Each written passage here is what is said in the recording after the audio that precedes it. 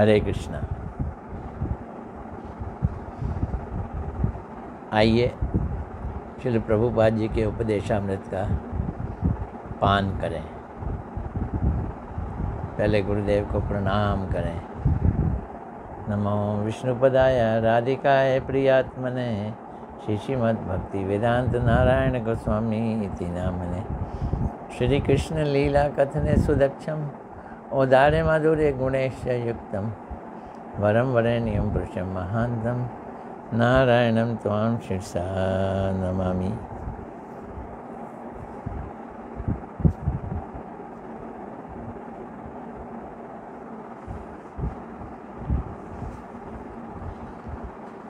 श्री गुरुदेव की जय, श्री प्रभुपाद की जय।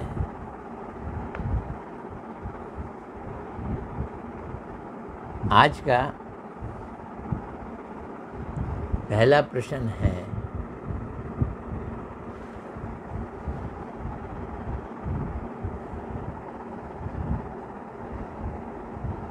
क्या धर्म मनुष्य द्वारा बनाई गई वस्तु है?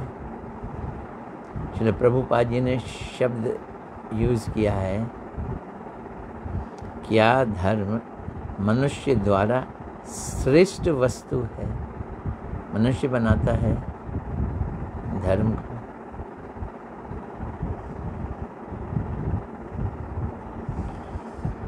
अब देखो प्रभुपाद जी क्या उत्तर दे रहे हैं। दुनिया में मैंने देखा है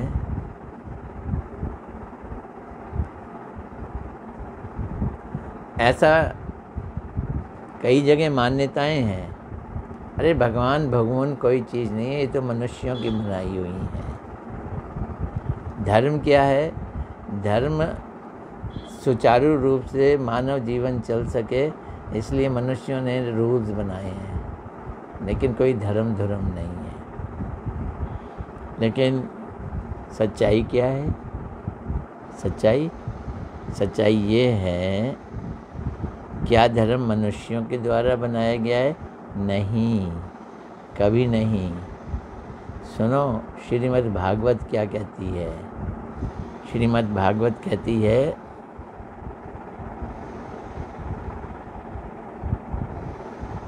धर्म साक्षात भगवत प्रणीता है। धर्मंतु साक्षात भगवत प्रणीतम। धर्म साक्षात भगवत प्रणीता है। प्रणीता मतलब बनाया, भगवान ने बनाया। धर्म क्या है? जिसको भगवान ने बनाया है।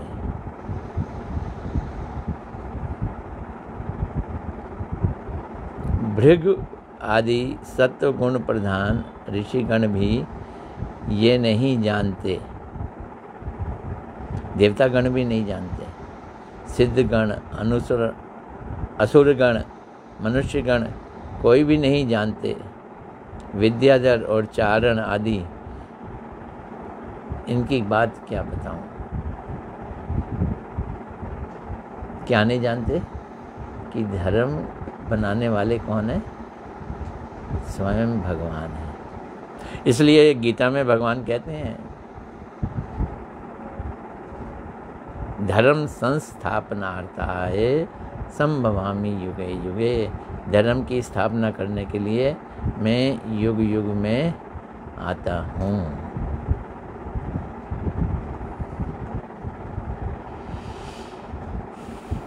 भागवत धर्म या परम धर्म मनुष्य द्वारा श्रेष्ठ हो ही नहीं सकता।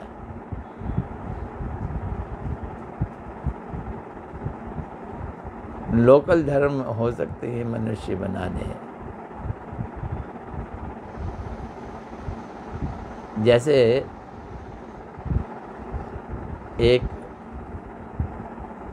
घटना मैंने देखी थी, काल में थी। एक आदमी और 2 बच्चे एक जहाज से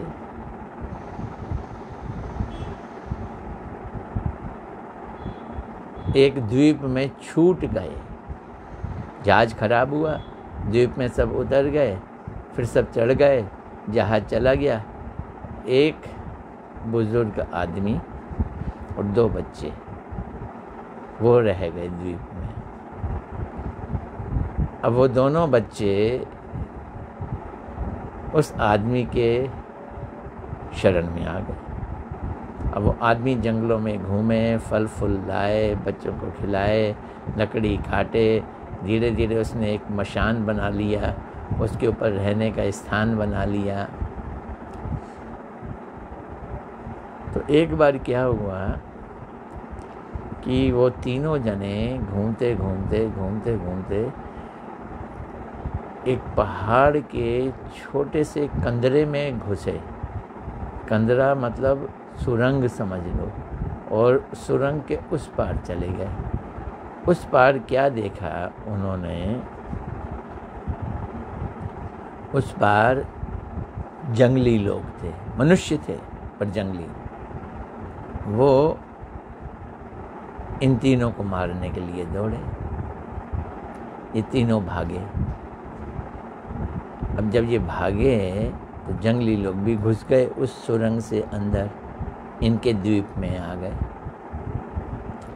अब जंगलियों को कैसे भगाए? तो वो तो बूढ़ा मनुष्य समझदार था, उसने एक लकड़ी का बड़ा टुकड़ा लिया, आग उसने जला के रखी हुई थी, लगातार आग जली रहती थी।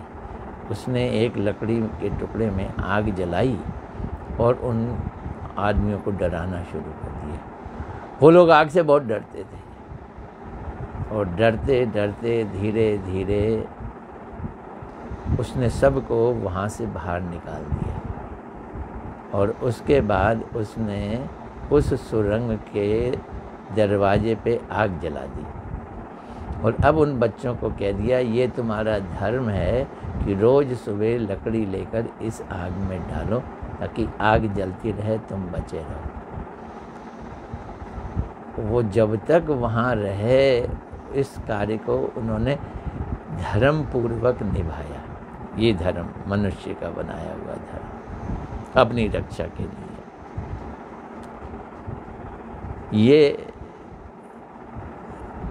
ये मनुष्य के द्वारा बना हुआ धर्म है या भगवान के? मैं तो सोचता हूँ ये भी भगवान के द्वारा बना हुआ धर्म है।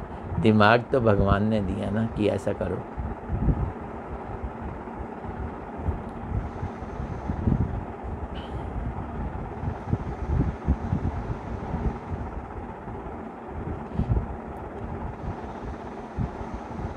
मनुष्य के द्वारा बना हुआ धर्म नहीं है, इसीलिए ये नित्य काल रहता है।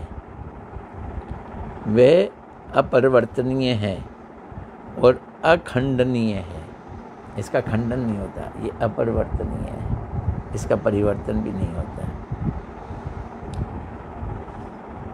अधोक्षज श्री हरि में भक्ति, अधोक्षज श्री हरि में भक्ति, यही धर्म है। बनाया किसने? भगवान ने बनाया। पालन कौन नहीं करता? हम नहीं करते, हम महान। भगवान ने बनाया ना, हम क्यों पालन करें? और फिर सड़ते गलते हैं यहाँ पे।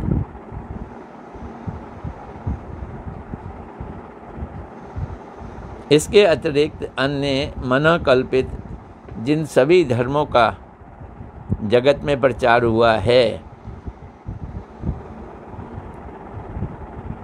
और हो रहा है और होगा भी, वे मनुष्य के कल्पित अनित्य धर्म या परम धर्म के विरोधी धर्म है।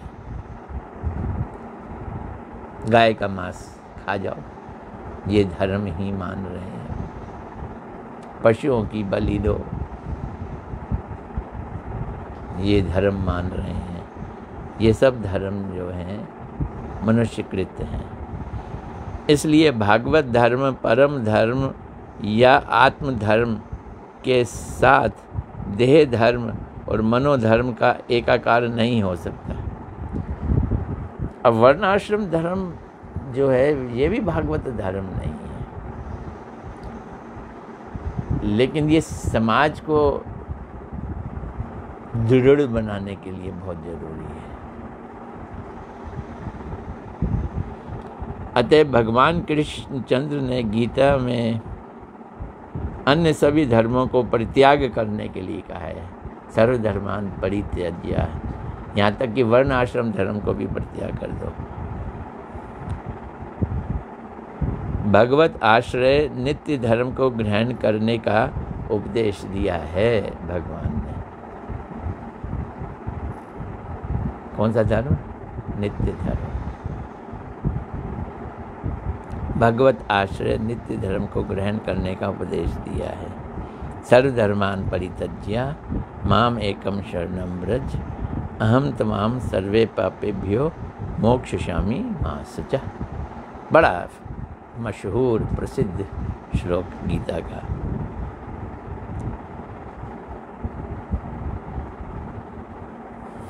जो आत्मा है ना, आत्मा, उसकी जो नेचर है, वृत्ति, प्रभुपाद जी कहते हैं भागवत धर्म आत्मा की नित्य वृत्ति है। देखो उनके एक एक सेंटेंस क्या कहते हैं, गागर में सागर है। आत्मा मानव सृष्टि के से पहले भी विराजित थी। हम मनुष्य जब बना उससे पहले भी आत्मा थी।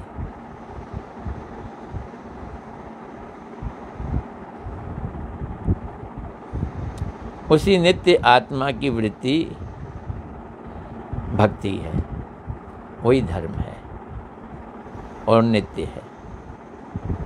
इन आत्म धर्म को प्रकट कराने के लिए जो यत्न किया जाता है वही साधन है। क्या बात है! आत्म धर्म को प्रकट कराने के लिए जो यत्न किया जाता है वही साधन है। प्रभुपाद जी की बातें हैं, एक एक लाइन ना नोट करने वाली है। पशु स्वभाव मनुष्य को मनुष्य नाम के योग्य कराना साधारण नैतिक धर्म का कार्य है।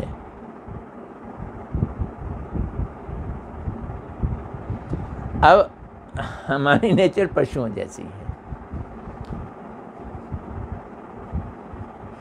तो पशु स्वभाव को हटाकर हम मनुष्य बन जाएं, यही बड़ा इम्पोर्टेंट है। पशु स्वभाव मनुष्य को मनुष्य नाम के योग्य कराना साधारण नैतिक धर्म का कार्य है। हम स्कूलों में जाते हैं, पढ़ते हैं, वहाँ हम डिसिप्लिन सीखते हैं, मनुष्य बनते हैं। पशु से मनुष्य बन रहे हैं, लेकिन ये नित्य धर्म नहीं है। ये सामाजिक धर्म कह लो, शारीरिक धर्म कह लो, मानसिक धर्म कह लो, आत्मा का धर्म नहीं है। किंतु भगवत धर्म इससे अधिक उत्तम है, अधिक उत्तम है। जीव को परात्पर भगवान की सेवा में संपूर्ण योग्यता देने के लिए भगवत धर्म का नित्य प्रयोजन है।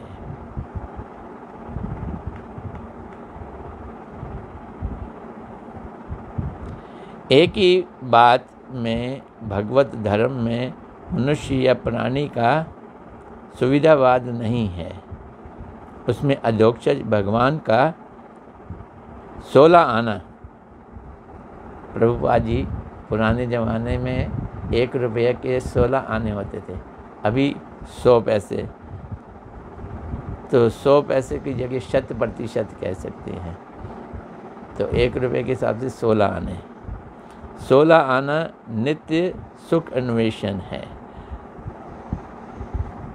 शरीर को सुख सुविधा देना ये जीव का कार्य नहीं है, ये जीव का कर्तव्य नहीं है, ये धर्म नहीं है। भगवान को सुख सुविधा देना ये जीव का धर्म है। हम लोग अपने घर में जो सबसे घटिया स्थान होता है वहाँ पे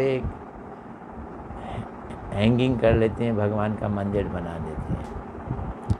ये कह रहे हैं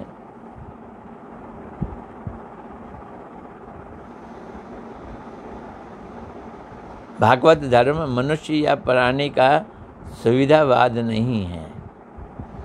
उसमें अधोक्षज भगवान का 16 आना नित्य सुख स्थापित करना है। तो जो भक्त हैं वो भगवान के लिए एक घर में पूरा कमरा अलग बना लेते हैं, कमरे में एसी भी लगा देते हैं, पंखा भी लगा देते हैं, भगवान की सुख सुविधा का बंदोबस्त करते हैं। घर में भूखा नहीं रखते भगवान को, उनको अच्छे अच्छे भोग बनाकर खिलाते हैं।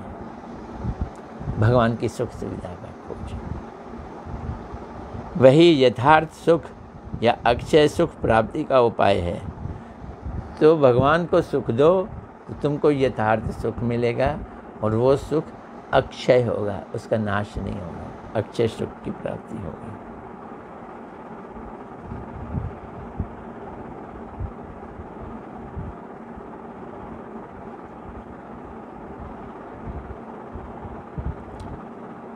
इंग्लिश में लिखा है, मैं इंग्लिश नहीं समझ पाया। वॉक्स पोपली इज नॉट वॉक्स देई बट वॉक्स देई शुड बी वॉक्स पोपली। पता नहीं क्या मतलब है ये कोई फ्रेज कहाँ से कब कर लिया है। मतलब ये है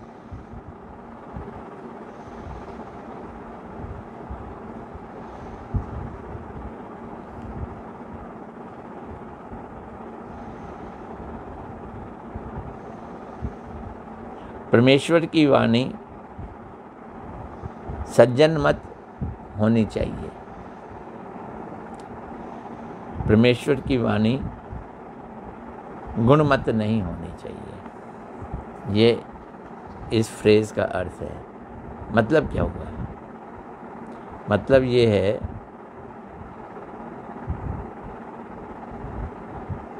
कि कई समाज, जैसे यहाँ शब्द बने समन्वयवादी, कॉम्प्रोमाइज़ वाले लोग, सब एक है। चित जड़ समन्वयवादी कि कॉम्प्रोमाइज़ कर लो। चित चेतन स्पिरिचुअल, जड़ भौतिक जगत, इन दोनों के बीच में कॉम्प्रोमाइज़ कर लो। मैं 1 मिनट भगवान को रोज़ अगरबत्ती और दिया दिखाता हूँ, फिर मैं अपने काम में लग जाता हूँ, वो भी तो ज़रूरी है। तो हम जड़ और चित्त में समन्वय कर रहे हैं, कॉम्प्रोमाइज़ कर रहे हैं, मिलान कर रहे हैं, रिकॉन्साइल कर रहे हैं।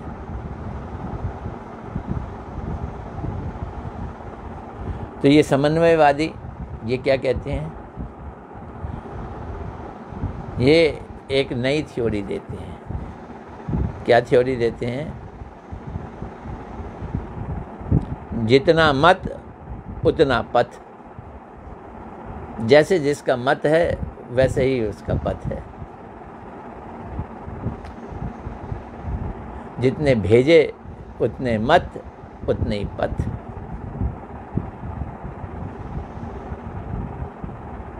गणमत होगा ईश्वर प्राप्ति का पथ या परमेश्वर का मत। तो यहाँ ये गणमत बोला ना, गणमत परमेश्वर की वाणी नहीं है। तो गणमत मैंने क्या होता है? गणमत मतलब ईश्वर प्राप्ति या पथ या परमेश्वर का मत। कितनी आश्चर्य की बात है, प्रभुपाद जी कह रहे हैं, कितने आश्चर्य की बात है।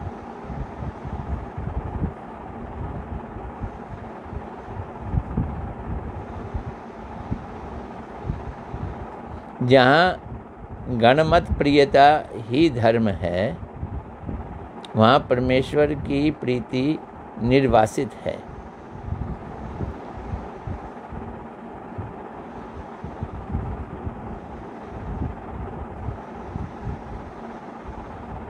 तो ये जो गणमत है, ये अचित वस्तु के द्वारा किया गया मत, भौतिक पदार्थों के प्राप्ति के लिए जो मत है, मत मैंने विचार, गणमत, पब्लिक का मत, गण मैंने बहुत सारे लोग,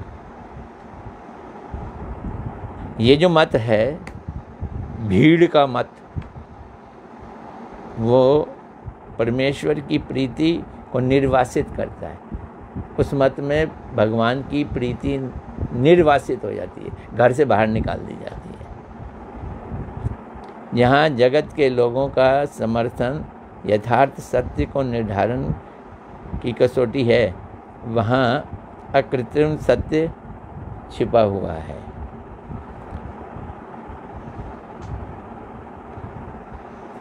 कृत्रिम सत्य गणमत, जनता का मत, सामाजिक मत, और अकृत्रिम सत्य ये नित्य धर्म। अकृत्रिम जो आर्टिफिशियल ना हो। तो प्रभुपाद जी क्या कह रहे हैं? यथार्थ सत्य के निर्धारण की कसौटी, प्रूफ, कसौटी, जहाँ भी अकृत्रिम सत्य छुपा हुआ है, तो जहाँ सत्य, यथार्थ सत्य, उसको हम निर्धारित करते हैं, वहाँ पे अकृत्रिम सत्य छुपा हुआ है, वहाँ पे परफेक्ट ट्रुथ है, नॉन आर्टिफिशियल ट्रुथ है ना। सीधी बात को भी प्रभुपाद जी है घुमा के टेढ़ी करके फिर प्रस्तुत करते हैं। दूसरा प्रश्न है, क्या भागवत सेवा ही यथार्थ स्वाधीनता है? भागवत सेवा ही यथार्थ स्वाधीनता है। हम देश को आज़ाद करना चाहते हैं,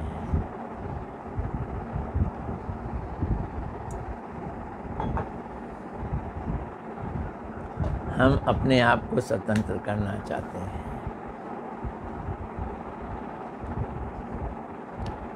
देश को आज़ाद किया, अपने आप को आज़ाद किया, लड़कियां भी अपने को आज़ाद करना चाहती हैं, होते हैं। हम भौतिक जगत में कंडीशन्ड हैं, तो माया से हम दबे हुए हैं, माया से घिरे हुए हैं, माया के चंगुल में हैं। कैसे आज़ाद करेंगे? कपड़े बदल के आज़ाद थोड़ी किया जा सकता है। लेकिन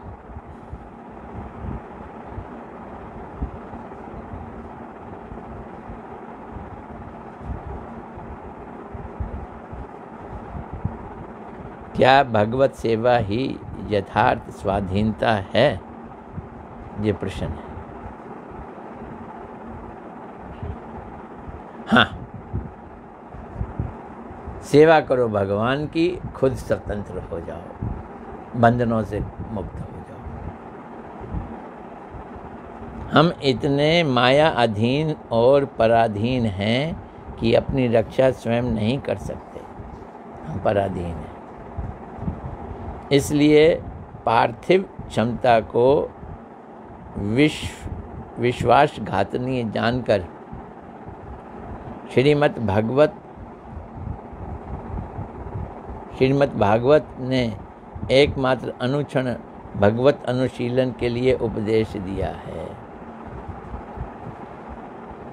पार्थिव क्षमता, जड़ जगत की क्षमता, मटेरियल पावर। क्या है मटेरियल पावर? विश्वासघातनीय है, धोखा देगी तुमको। ये कुएं के ऊपर झाड़ी लगी हुई है, आप झाड़ी पे पैर रखो, नीचे कुएं में गिरे। विश्वासघातनीय है। इसलिए श्रीमद् भागवत क्या उपदेश देता है? श्रीमद् भागवत एकमात्र अनुक्षण, कंटिन्यूसली, परपेचुअली, विदाउट ब्रेक, अनुक्षण भगवत अनुशीलन के लिए उपदेश दिया करता है। ये समझना है। हम सदैव मृत्यु के चंगुल में फंसे हुए हैं, सदैव मृत्यु के चंगुल में फंसे हुए हैं। ये विश्वासघात नहीं है, माया में है ना। अतः माया के राज्य में हमारी स्वाधीनता कहाँ है बोलो? एकमात्र हरि सेवा से में नियुक्त होने पर ही हम आत्मा की स्वस्थता, आत्मा स्वस्थ हो जाएगी, आत्मा की स्वस्थता और नित्य स्वाधीनता में प्रतिष्ठित हो सकेंगे। तो आत्मा स्वस्थ हो जाएगी और स्वतंत्र हो जाएगी, और वो स्वतंत्रता भी नित्य होगी, टेम्परेरी नहीं होगी। उसमें हम प्रतिष्ठित हो जाएंगे। तीसरा प्रश्न भी ले लेते हैं। क्या शरणागति के बिना कल्याण नहीं हो सकता? इसी में ही आंसर पड़ा हुआ है, नहीं हो सकता। प्रभुपाद जी कहते हैं नहीं। जब तक कृष्ण के चरणों में संपूर्ण रूप से शरणागत ना हुआ जाए तब तक कल्याण संभव नहीं है। यदि हमें कदम कदम पर कृष्ण का स्मरण ना हो तो अवश्य ही विपथगामी हो जाएंगे। ये देखो प्रभुपाद जी के शब्दों को, विपथ, पथ मैंने रास्ता, विपथ मैंने गलत रास्ता, गलत रास्ते पे। सड़क बड़ी अच्छी है, कार हमारे पास है, चल पड़े हैं हम, पर रास्ता हमारा गलत हो गया, एक मोड़ गलत हो गया, तो हम अपने मंजिल पे जाने के बजाय कहीं और पहुंच जाएंगे।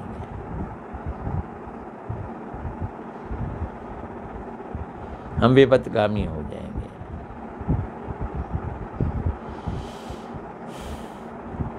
तो इसके लिए विपथगामी होने से बचने के लिए क्या करना है? कदम कदम पर कृष्ण का स्मरण करते चलना है। तो अब चलो, वॉक करो या कार में बैठो, गाड़ी में बैठो, हरे कृष्ण कृष्ण कृष्ण हरे हरे, हरे राम राम राम हरे हरे। ये भक्ति मार्ग में, कलयुग में कितना सरल उपाय है। नाम करते हो कृष्ण का स्मरण हो गया। कोई पापड़ नहीं बेलने लंबे चौड़े, कोई कठिन कार्य नहीं करना है, पर ये आदत डाल देनी है। Dovetail your habit to chant Krishna, Hare Krishna Krishna Krishna Hare Hare, Hare Ram Ram Ram Hare Hare.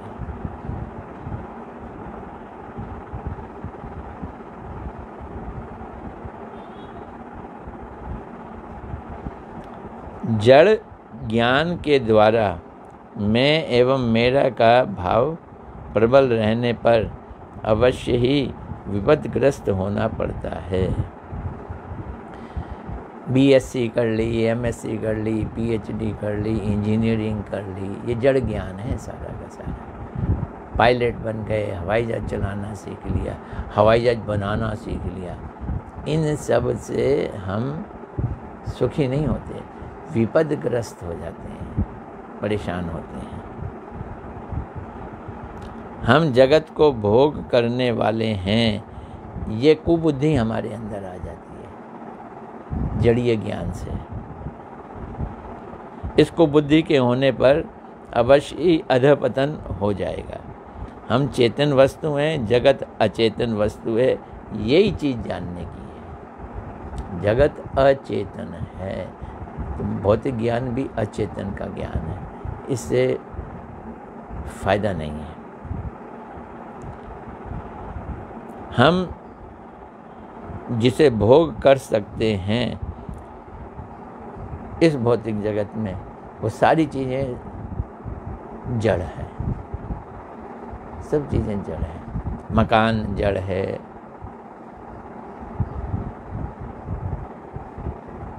Car जड़ है, मोबाइल जड़ है, घड़ी जड़ है,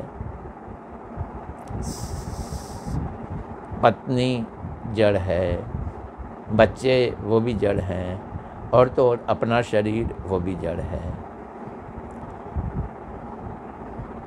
तो इन्हीं को जो हम भोग करते हैं, संसार में जिसका हम भोग करते हैं वो जड़ है। हमको आदत ही पड़ गई है। We try to derive happiness from जड़ वस्तु। जड़ वस्तु से हम सुख लेना चाहते हैं। हमारी आदत उस बच्चे जैसी है जो अंगूठा चूस के मजे लेता है। वो दूध भी नहीं पीता, अंगूठा बाहर निकले तो पिएगा ना। पतला हो जाएगा, सूख का सुकड़ा हो जाएगा, अंगूठा चूस के स्वाद ले रहा है। अब अंगूठे में कोई स्वाद थोड़ी भरा है। हम ऐसे ही अंगूठा चूस के, जैसे एक कुत्ता है, सूखी हड्डी को मुंह में डाल के चबाता है, क्या सुख लेता है। ऊँट है, कांटे खा के अपनी जीभ को कटवा के खून पीता है अपना ही और सुख लेता है। जड़ जगत के सुख ऐसे ही हैं।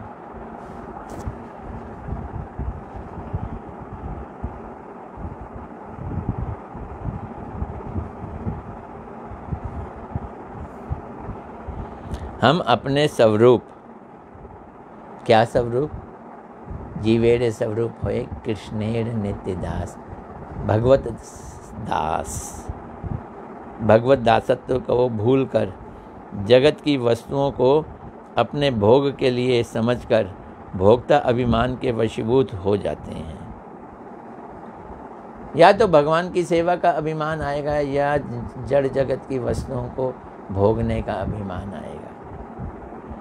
दो चीज़ें एक साथ नहीं रहती, एक को निकालो एक दूसरा आएगा। धीरे धीरे अहम भाव, भोक्ता भाव बढ़ता जाता है।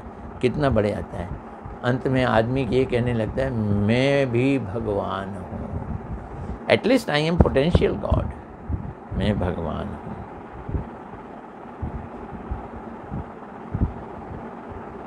मैं खुदा हूँ। ऐसे कुविचार आकर जीव का सर्वनाश कर देते हैं। मैं श्रेष्ठ होऊंगा, इस भावना से ग्रस्त होने पर जीव के कल्याण का पथ संपूर्ण रूप से बंद हो जाता है। आई विल प्रोग्रेस, उन्नति करेंगे, लगे रहो, आगे बढ़ो। ये सब जो चीज़ें हैं ये हमको संसार में फंसाती हैं। इसलिए ये भाव हटाना है। तो आज 3 प्रश्न ले लिए, आज इतना ही। हरे कृष्णा कृष्णा कृष्णा हरे हरे, हरे राम राम राम हरे हरे। हाँ जी, कौन कौन आया है? नीचे से ऊपर चल रहा हूँ, यही ऐसे मेरे को दिखाई देता है। मैं क्या करूँ? नीलू भाटिया, हरे कृष्णा, धन्यवाद।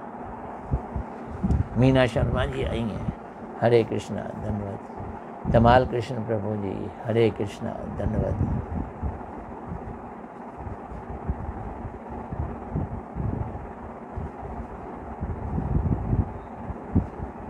भाग जाता है। मालिनी राशि, हरे कृष्णा, धन्यवाद। अमिता सूर्यवंशी, हरे कृष्णा, धन्यवाद। अंशिता दुग्गल, हरे कृष्णा, धन्यवाद। कल मिसिंग थी लगता है मेरे ख्याल में। मनीष मानो, हरे कृष्णा, धन्यवाद। तो जो लोग नहीं आए हैं वो बाद में सुन लेंगे। सबको धन्यवाद, हरे कृष्णा। आज फ्राइडे है, अब हम मंगलवार को मिलेंगे। कोशिश करूँगा। ये सब भगवान के हाथ में ही है कि मैं कुछ बोलता हूँ या बोल पाता हूँ, समय निकाल पाता हूँ। मेरा बस चले तो मैं तो सोता रहूं, खाता रहूं, पीता रहूं। हरे कृष्णा।